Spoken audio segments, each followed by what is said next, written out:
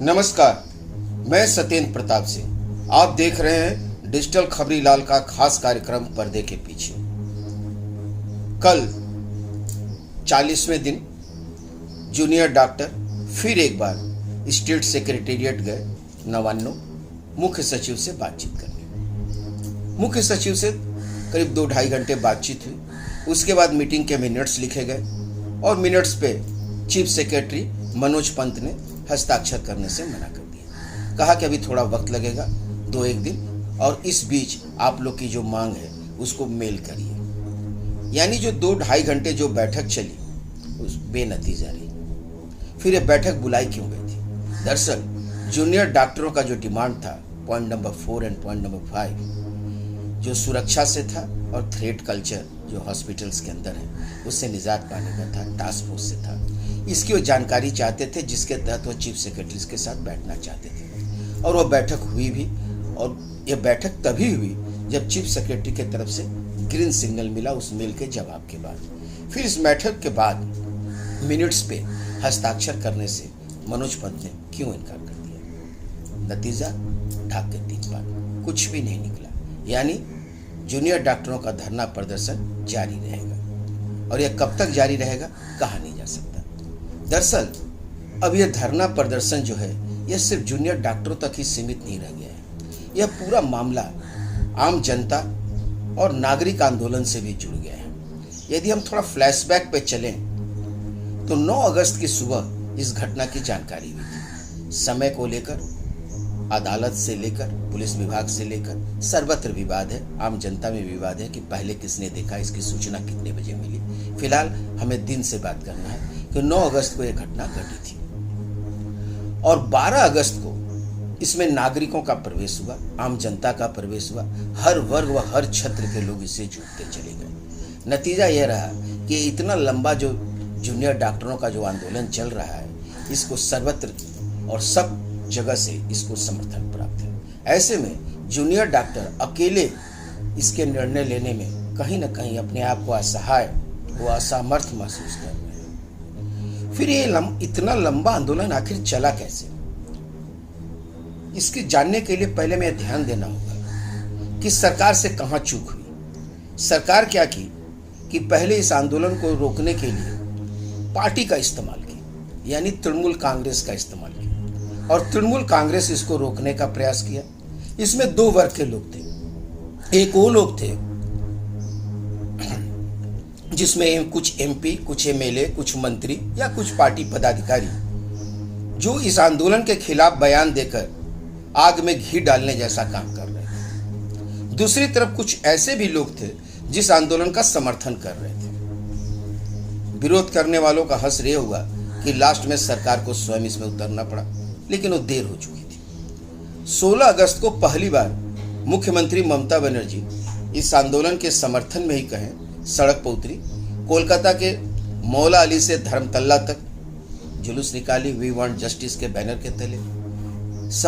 वहां सभा स्थल पर पहुंचकर 3 दिन का कार्यक्रम भी घोषित की कि पूरे टाउन और ब्लॉक स्तर पर जगह जगह पर इसे लेकर धरना प्रदर्शन किया जाए और वी वांट जस्टिस का डिमांड को बुलंद किया जाए। लेकिन बहुत ज़्यादा सफलता उसमें नजर नहीं आई। फिर उन्होंने 28 अगस्त को तृणमूल छात्र परिषद स्थापना दिवस के दिन इस मुद्दे को उठाया और साथ ही महिला और युवाओं से अपील की कि वो इसमें आगे बढ़कर इस आंदोलन को नेतृत्व दें। लेकिन जहाँ तक महिलाओं और युवाओं का जो सवाल है, ये तो पहले से ही जूनियर डॉक्टरों के पक्ष में खड़े हैं। और जहाँ तक पार्टी का सवाल है, पार्टी ने 26 साल के अपने काल में सिर्फ चुनावी संगठन को कहें या चुनावी पक्ष को कहें, इसको छोड़कर पार्टी इस कदर मजबूत नहीं हुई है कि इतने बृहत्तर आंदोलन को वो कोई एक कामयाब रूप दे सके। ऐसे में पार्टी फिसलती साबित है। अब रही बात सरकार की।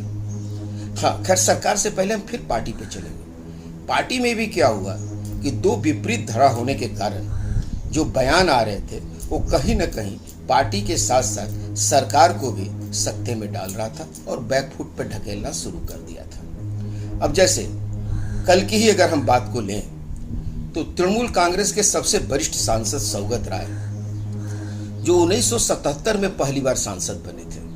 यानी 47 साल पहले जो आदमी सांसद बना हो, उसके मुंह से इस तरह का बयान आए कि सुखेंदु शेखर राय और जवाहर सरकार कोई पॉलिटिशियन नहीं है। सुखेंदु शेखर राय कभी चुनाव जीता ही नहीं और जवाहर सरकार कभी चुनाव लड़ा ही नहीं। अब जवाहर सरकार के बारे में आप सभी जानते हैं कि इस मुद्दे पर उन्होंने राज्यसभा की सदस्यता से इस्तीफा दे दिया है। सुखेंदु शेखर राय जो राज्यसभा में टीएमसी के उपनेता हैं, वह लगातार इस पर मुखर हैं और उन्होंने इस मुद्दे पर कई सारे पोस्ट भी किए और 2 दिन पहले उन्होंने पार्टी के मुखपत्र जागो बांग्ला के संपादक पद से इस्तीफा दे दिया है। सौगत राय कहते हैं कि वो तो दफ्तर जाते ही नहीं थे, कोई काम ही नहीं करते थे, उनका रहना न रहना बराबर है। यानी पार्टी के भीतर की बात इस तरह अगर बाहर आएगी तो पार्टी के साथ साथ सरकार की भी बदनामी होगी, क्योंकि यह मामला सरकार के अधीन है और जो आरजी कर का मामला है यह सरकार को ही सुलझाना है। लेकिन सवाल यह है कि आखिर ये मामला अटक क्यों रहा है। दरअसल शुरुआत से ही इसमें जो प्रयास हुआ वो बहुत सही प्रयास नहीं था। जहां पुलिस प्रशासन को हस्तक्षेप करना था वहां तृणमूल कांग्रेस का बयान आ रहा था, जहां पर स्वास्थ्य विभाग की तरफ से बयान आना था वहां किसी अन्य विभाग का मंत्री बयान दे रहा था या कहीं किसी और क्षेत्र का विधायक आकर उस पर बयान दे रहा था। इससे स्थिति बनने के बजाय बिगड़ती ज़्यादा चली गई। अब स्थिति यह है कि मुख्यमंत्री लाख कोशिश करने के बावजूद भी इस समस्या का सही समाधान नहीं कर पा रही है। जहां तक इनकी मांग थी लोगों को हटाने की, तो पुलिस कमिश्नर से लेकर डीसीपी नॉर्थ और स्वास्थ्य विभाग में डायरेक्टर मेडिकल एजुकेशन और डायरेक्टर मेडिकल सर्विसेज को हटाया जा चुका है। बावजूद इसके भी समस्या का समाधान नहीं निकल रहा है।